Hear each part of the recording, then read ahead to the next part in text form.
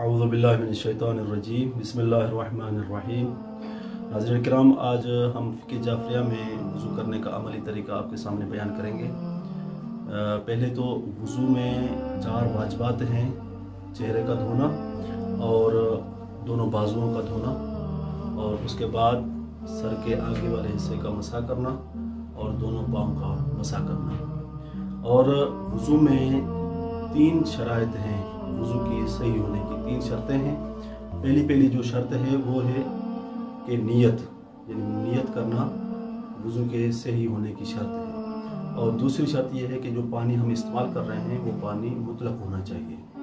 और तीसरी शर्त यह है कि जो पानी हम इस्तेमाल कर रहे हैं वो पानी मुबाह होना चाहिए, यानी गसबी ना हो। तो हम आइए वज़ू शुरू करते हैं। पहले जो है वो हाथ धोना है। ये हाथ धोना मुस्तहब है। उसके बाद 3 मरतबा जो है वो कुल्ली करना होगी।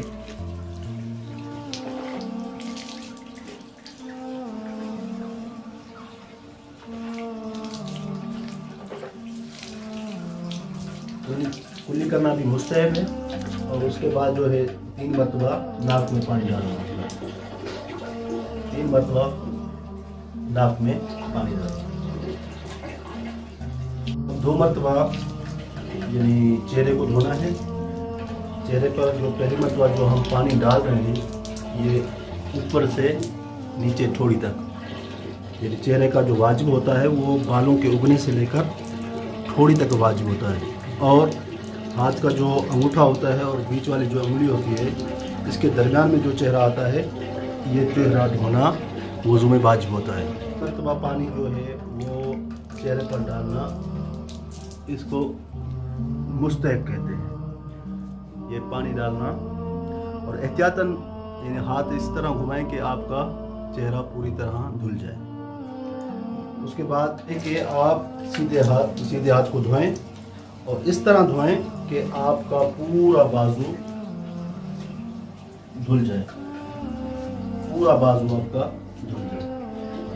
इसको भी पहली मरतबा धोना वाजिब है और दूसरी मरतबा धोना मुस्तहब है।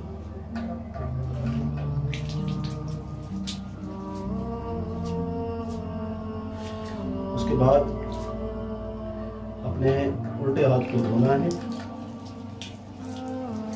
इस तरह। ये जो धो रहे हैं हम ये पहली मरतबा है और ये वाजिब है। इसके बाद सर का मसा करना है, यानी 3 उंगलियों से। एहतियात यह है कि 3 उंगलियों से मसा किया जाए। सीधे हाथ से सीधे पाँव का मसा किया जाए यहाँ जोड़ों तक, और ऐसे ही उल्टे हाथ से उल्टे पाँव का मसा किया जाए। अब हमारा वज़ू मुकम्मल हो चुका है।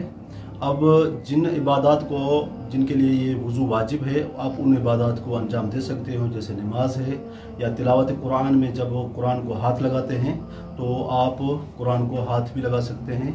वस्सलामु अलैकुम वरहमतुल्लाहि वबरकातुहू।